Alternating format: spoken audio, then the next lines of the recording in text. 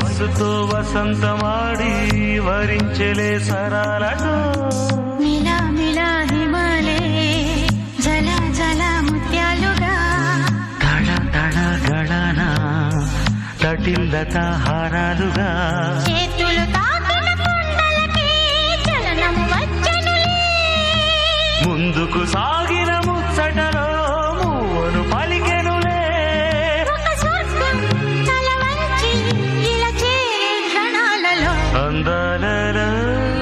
అహో మహోదయం భూలోకమే